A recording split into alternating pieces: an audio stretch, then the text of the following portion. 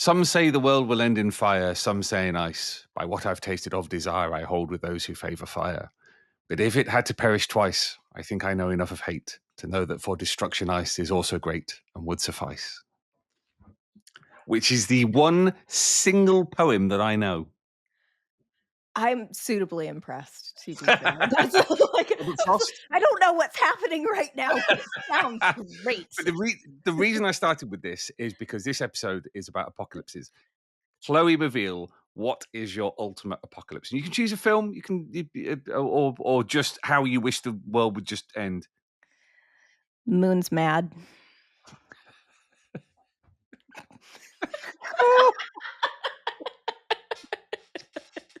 Oh dear.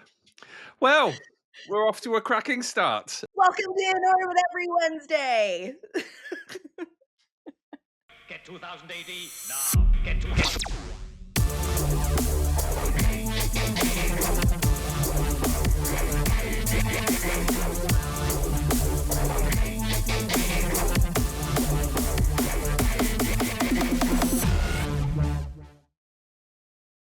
Borag Thung, Earthlets, and welcome to the latest episode of In Orbit every Wednesday. I am your host, Molch-R. This is your host, Chloe, and we are joined by Jonathan Howard, who hails from the wilds of the north, where he has written not just a computer game.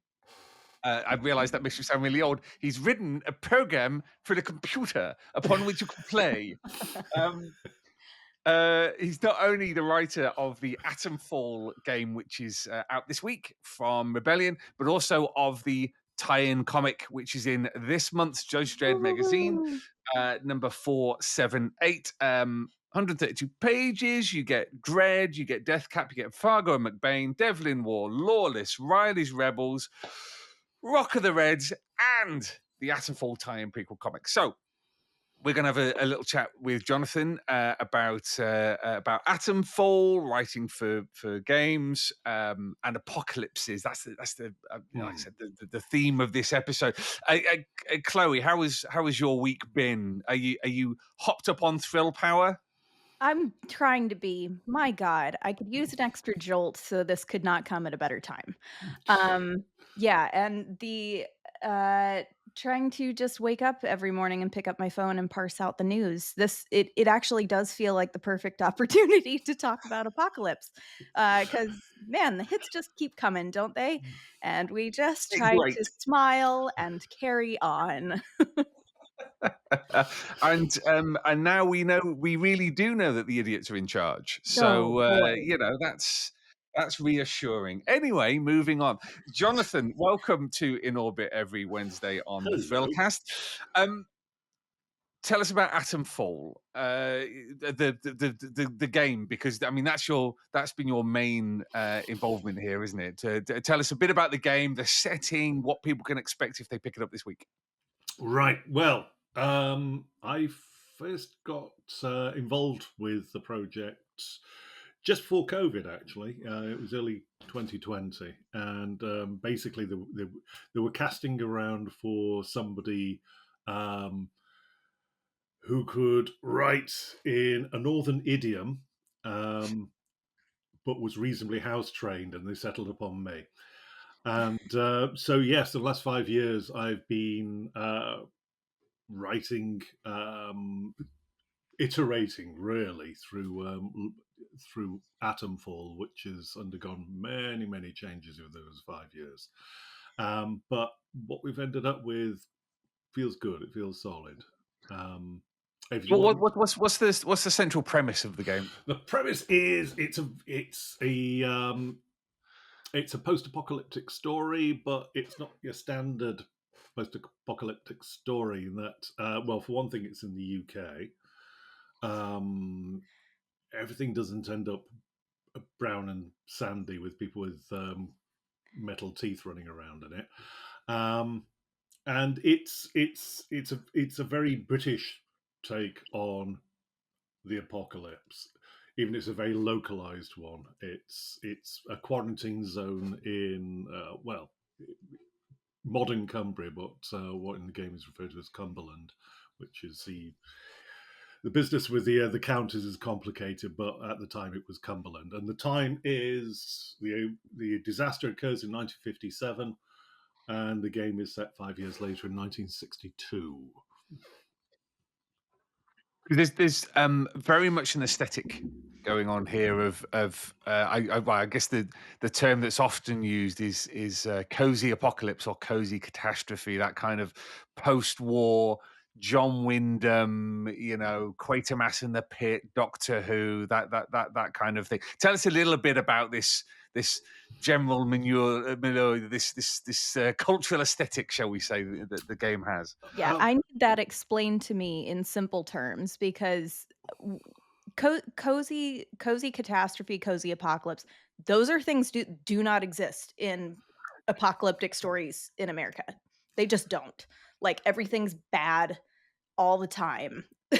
Like, in all of our post-apocalyptic stories, everything is chaotic and bad. So when Michael kind of gave me the idea of what cozy catastrophe was, I was like, that's so entirely foreign to me. I don't understand what that means. It's I suppose a real difference between American post-apocalyptic imagery, like things like Damnation Alley and whatnot, as compared to the British one, is that the American one, it's very sort of everything's a mess, but we can fix this. We can force our way through it. It'll be full of mutants and stuff, but we're reasonably sure we can shoot them. Whereas in the British one, it's more sort of the idea of the cozy catastrophe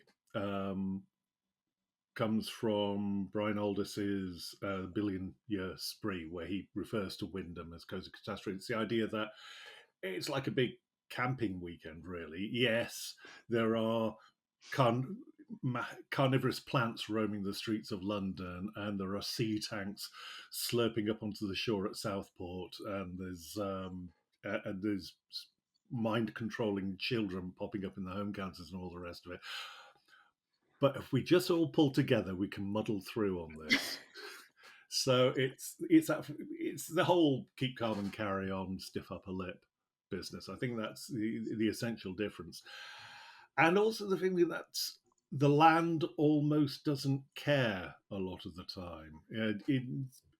In post-apocalyptic stuff set in the US, almost invariably the environment is a complete mess. Everything is brown. There is dust storms.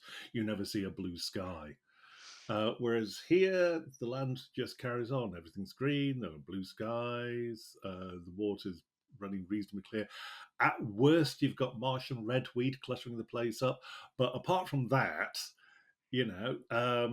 yes, there are giant flesh-eating crabs. Yes, there are Martian Morgan fighting machines clunking around the place. But apart from all that, you could still have a picnic there. And that's the essential difference between the one and the other, I think. I think that was one of the things that some of the early reviews of Blue Sky, dear oh dear, of Atomfall. Oh, blimey. That was about the 16th name that we probably went through. We went through so many names for this game, you have no idea. Well, on last week's episode, we both said, next week we're going to be on it. Don't worry, we're back, guys. And it's just been always lying. Like yeah. But yeah, it's that kind of with Atomfall. Some of the early reviews inevitably made a comparison to Fallout, which I guess is the closest thing. I don't want to piss off my my colleagues by reiterating that, but one of them said, it's like Fallout, but the sun's shining and the skies, but looks quite nice. Yeah, well, having Fall in the title probably doesn't help as well. There's an awful lot of games out there with Fall. But to the plus side, putting into a nice big single word, Atomfall, at least it's a unique term, and you search for it and it comes up by itself. So what's the process of writing a video game, particularly when it the game is relatively, it's not a sandbox, but it's relatively open. You kind of left to your own devices and have to make your own way. actually creating a satisfying narrative for something like that must be quite difficult. It was, yes, it was complicated. It's my background when I first started in the industry, which was like in the early 1990s. I was specifically a game designer. And over the years, I've drifted over onto the narrative side of things, but you do still find yourself wearing the ghost of a designer's hat and trying not to get under their feet too much, and just try and stay in narrative. But yes, the way the narrative evolved over time, as I say, this game has undergone a good number of sea changes while we're just trying to get focus on something that was engaging but different. Um, we went down more or less the broad um, adventure game model. And then we thought, would it be more interesting if we had a system where there are stories there and there are clues that lead to those things, but we just place them out there and don't hold the player's hand so much. And so we came up with kind of clouds of evidence, if you like, which has ended up, we call it the lead system. And it's specifically designed not to hold your hand. The player takes from the game what they want. We just threw an awful lot of stuff in there, and they can sift through it. They can go, "Oh, this is interesting. This was interesting, but now I've come across this other thing. This looks more interesting. How does it play into that?" Somebody, whilst you're following one thread, might say something which is important in another. And you go, "Ooh, now that's interesting," and go, "Right. Thanks, mate. I'm no longer interested in you," and trot off in this direction instead. So it's this idea of points of data, bits of evidence, and it's unusual, and it took us a lot of work to get where we are. But you can't help but be pleased with the way it's turned out. Excellent. Well, the reason we've got you on, not just to talk about the game, but also to talk about the tie-in comic, which is part of the Judge Dredd Megazine, number 478, which is out at the moment. Which you really lucked out on the artist on this, because Anthony Williams is Fabulous. long of this parish, as it were. Yeah. When we got the sample pages back, and I was just like, this is spot on. This is just how I saw it in my mind's eye when I was scripting it. So yeah, I'm very, very pleased with that. And apparently Ant liked working from my script, so I was doing something right as well. So, you know. Tell us a little bit about the story, because this is a prequel to the game, isn't it? Yeah. When I was about to say, when I was given the gig, when I fell to my knees and begged for the gig because I was so keen to write a comic story, and I thought, go for that. And the possibility of there being an Atomfall comic came up, and I was like, give us this, give us this, give us this. And I finally gave it to me just to get me away from the doorstep, I think. The only real limitations that I had was it couldn't have spoilers for the game. And I thought the safest thing to do there is to stick with stuff that's been in the trailers, because that's already out there. And to avoid muddying the water for the main game or any DLCs that come along, do it as a prequel. What happened back in 1957 and the early days of the Atomfall incident that leads up to what happened in 1962. So the comic kind of goes from 1957 to 1958-ish. And what was it like for you as a writer to just be able to all of a sudden not have those processes that you have to go through when you're iterating a game? You can just do what you want. Power. Yeah, it was great. It was I have a very visual imagination, so that works well with comics. The one thing I was worried about was pacing through the panels. So I imagined the comic pages as I was drawing them and thought, right, this is here. And there's always the thing where you want to have at least a tiny cliffhanger to take at the end of every page to take somebody over, whether they're turning the page or literally moving their eyes to the opposing page, this kind of thing. So as a writing exercise, it was interesting. I've written comic scripts in the past, but this is the first one that's ever been produced, and it was. I'm glad I wrote the ones in the past because it was good practice. How different is that process between writing for a video game and writing for a comic? Because they're both you said that you're visually minded and they're both so visual based as well. So what are the main differences that you see between doing those? Well, in a way, the stuff of the game is a little more abstract in that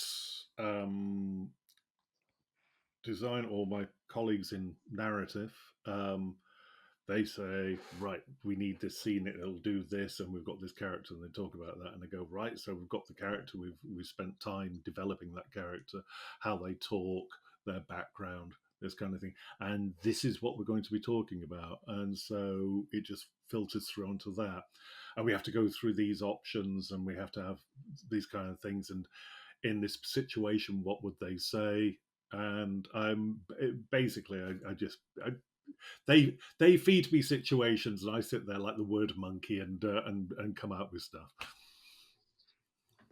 We wanted to get you on to talk about Apocalypse because the whole conceit of the game is as we said, this kind of cozy catastrophe, cozy apocalypse kind of thing. And I'm always fascinated by the notion that things like Wyndham and Quatermass and to an extent Doctor Who, The Prisoner, of course, are kind of cultural attempts to deal with the trauma of the Second World War. Yeah. And its fallout, and not just amongst the generation that lived through it, but also the generation that comes afterwards. And also the kind of the confrontation of modernity and the end of empire kind of thing. So how did you kind of take the inspirations for that kind of genre, the obvious things, and filter them in a way that isn't just, pastiche? Well, pastiche is essentially unavoidable because you are drawing elements together from all manner of things. But yes, it was the idea of the 1950s and 1960s in particular for Britain, where there was a trauma not caused not so much by the war as the ramifications of the war, which is realization with the Suez Crisis and all the rest of it, that the British Empire was dying on its feet, that the lion was losing its fangs. And there's all the way through the 50s and 60s. I was born in 63, and for years as a child, I thought the war was still ongoing. Honest to God, I thought we were still at war with the Germans, but it was an unusual sort of war where occasionally we'd have football matches or Jeux en Frontier and things, and Eurovision Song Contest would still do those, but otherwise we were still at war because it was endemic in society. Because we'd won the damn thing, and it had done the national ego a vast amount of good. And so through the 50s and 60s, there was a sense of maybe the empire isn't dead. Maybe we can rebuild it. And if we can't rebuild it on Earth, then, we can rebuild it elsewhere. So there's a lot of space stuff. I mean, things like Dan Dare and all manner of things about Britain is still important. And without going too much into the background of Atomfall, it's certainly hinted at in the comic quite heavily, is the idea that the disaster that occurs in Cumberland in the story is at least partially due to the hubris of British establishment trying to punch above its weight and demonstrate that it's still relevant, and things don't go brilliantly. What is it about this kind of aesthetic that you think appeals now? Because you know, I see it crop up an awful lot. There's that fantastic Scarred for Life Yeah. books that kind of revisit those who grew up in the 50s, 60s, and 70s were kind of, you know, the stuff we were absorbing was telling us that the world is a grim and dangerous and horrible place. I mean, the kind of 1970s public information films Yeah, they were alone. great. What do you think is Really the appeal brutal, of but this? great. Yeah, it's yeah. I mean, you look at a lot of people regard the 60s and 70s in particular as the golden age of British television, and when you look at how barking mad a lot of it was, I mean, it's hard to imagine somebody doing something like The Prisoner now, because The Prisoner was an expensive series at the time.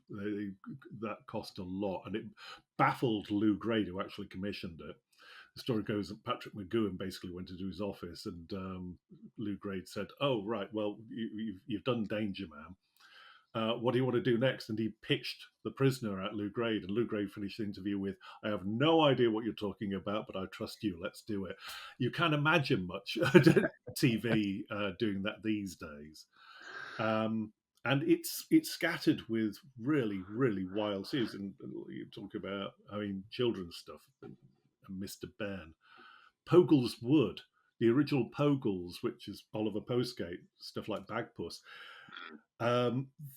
There were some episodes of the original Pogles that were never repeated because they were too dark, and they were going out at like 5:30 on weekday afternoons, this kind of thing. But yeah, science fiction. There's lots of science fiction. There's ones that we've talked about. There was anthology series like Out of the Unknown, which was a great series, and lots of horror stuff. Nigel Neal, referencing back to Quatermass and things like the Stone Tapes, and later in the 70s, Beasts. Yeah, it's a really fecund period for slightly crackers' imagination, and honestly, I kind of miss that kind of risk taking. So it was nice to do a game where we could get a bit wacky.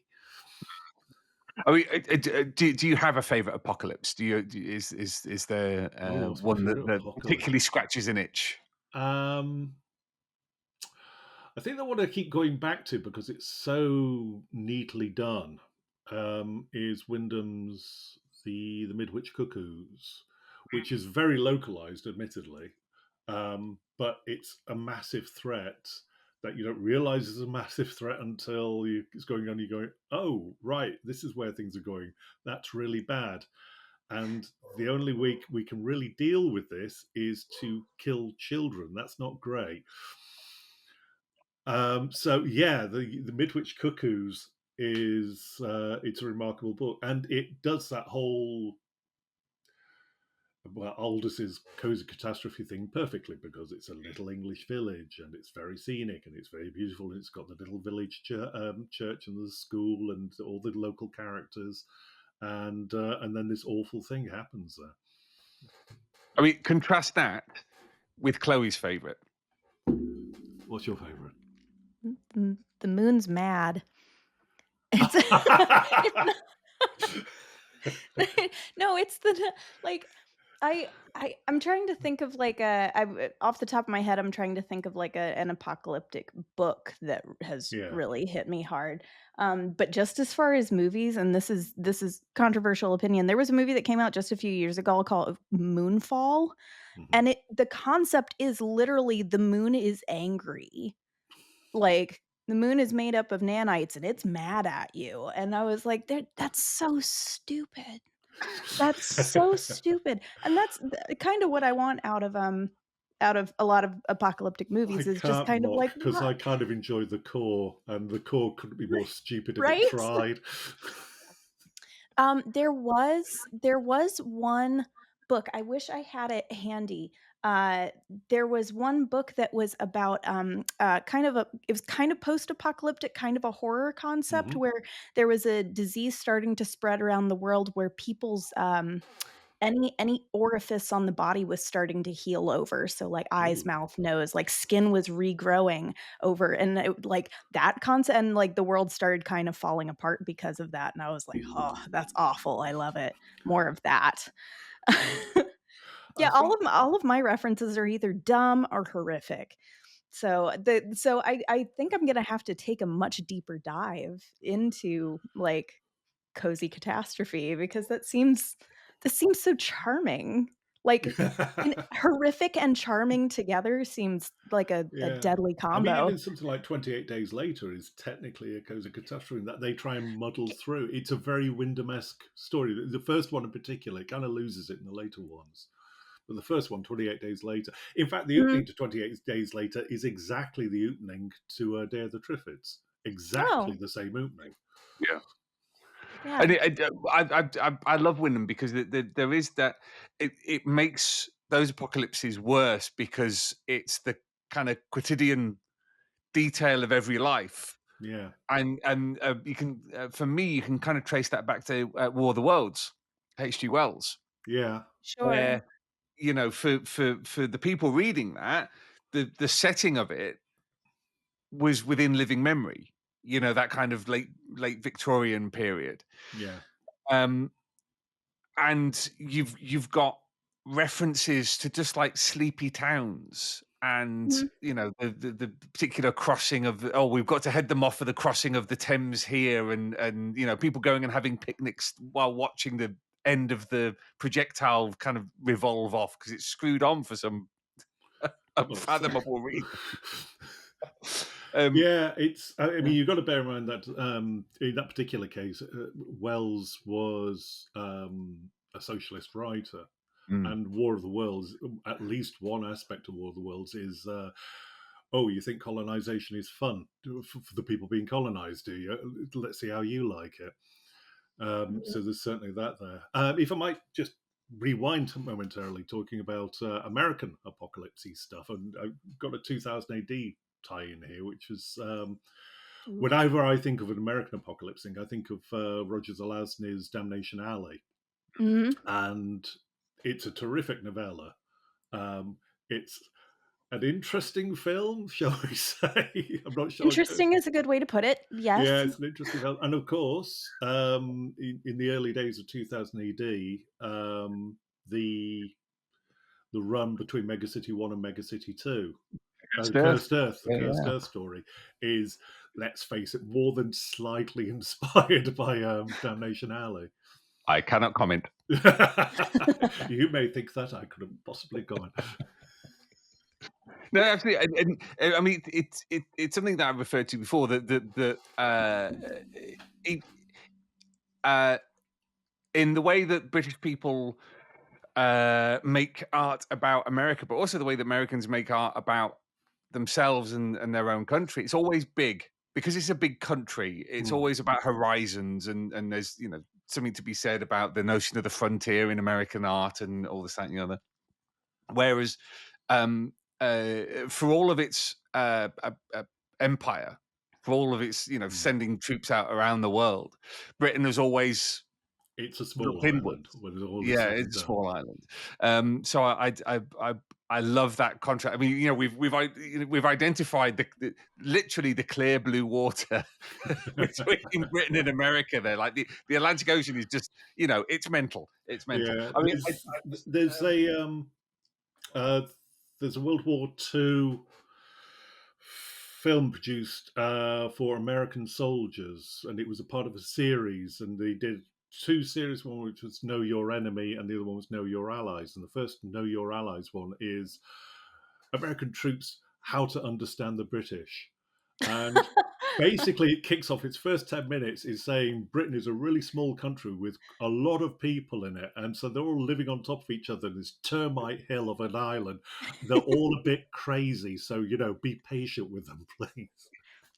And I would you love that one believe because that it goes in. still holds up today? Oh yeah, absolutely. But I love that because it goes into great detail about how the beer here is warm. Yes, that's a fella. And Yeah. it's like I guess kind of. It's not frozen. Yeah. Yeah, 11 degrees. That's the ideal temperature for beer. absolutely. Not too cold, not too warm. Absolutely. Why on earth I didn't mention this before? I used to do like a small press magazine called The End Is Nigh, which was literally all about the apocalypse. You specialist. And, yeah, well, it basically kickstarted my freelance career because I've got an interview with Alan Moore in it. Oh, hey. I had no idea that you did that. I've never Really? heard you mention that before. Oh, I mean, it was a long time ago now.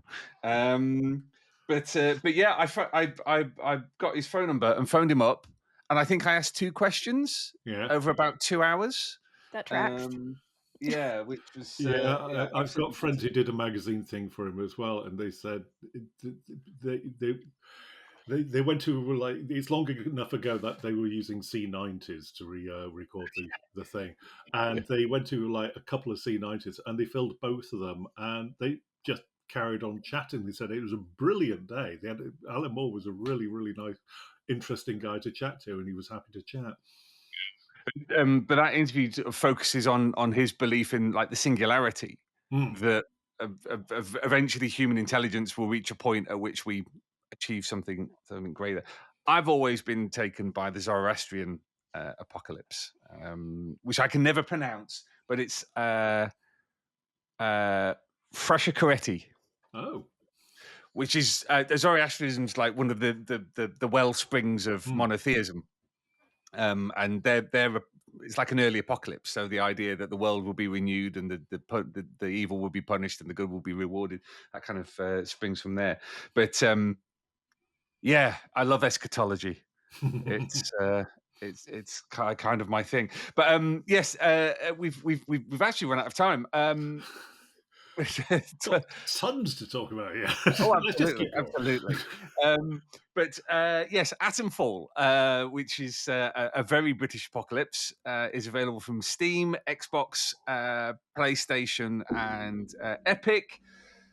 Judge Dredd Megazine 478 is available from all good newsagents, as well as the 2000 AD app. Jonathan, thank you so much. As always, we could have continued chatting for ages and ages and ages, but this has been absolutely fantastic. Thank you so much. Been a great pleasure. Thank you. So, Earthlets, let us know what your favorite 2000 AD apocalypse is. I mean, it's our stock in trade at the Galaxy's Greatest Comics. So let us know in the comments on YouTube, your favorite podcast app, on Blue Sky, on Facebook, Twitter if you feel like it. But we will be back in 7 days' time. Do check out the first of the 2000 AD creator tapes with our interview with the mighty Simon Bisley. It's very fun. It's a good listen.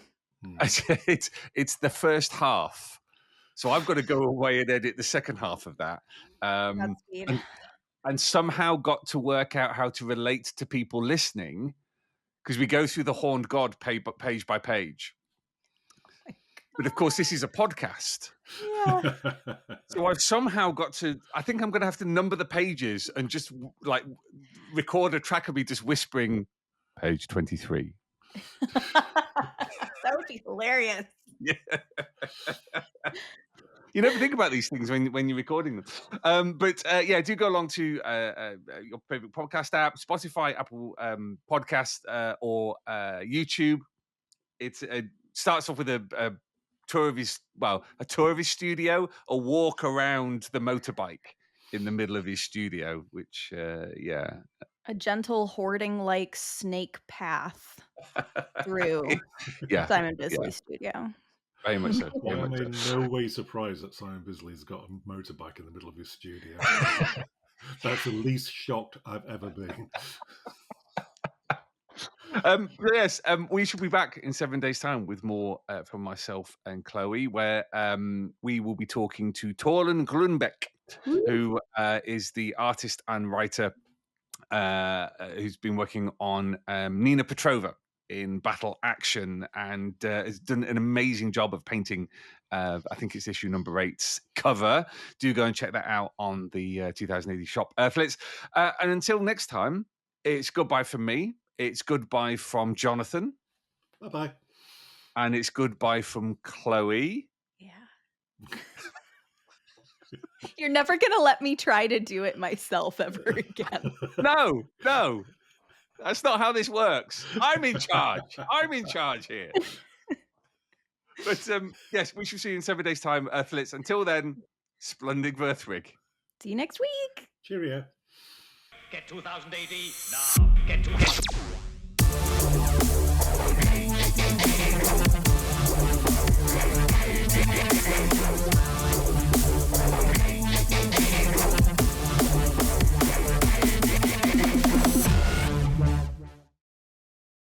Well, thanks for joining us on In Orbit every Wednesday, Earthlets. Make sure you like and subscribe, and go along to 2000 AD, where you'll be able to subscribe to 2000 AD and the Judge Dredd Megazine. Sign up to our newsletter, and you'll get hundreds of pages of free comics to download. And download the app for your Apple and Android devices. Now, don't forget, Earthlets, this is the 2000 AD universe.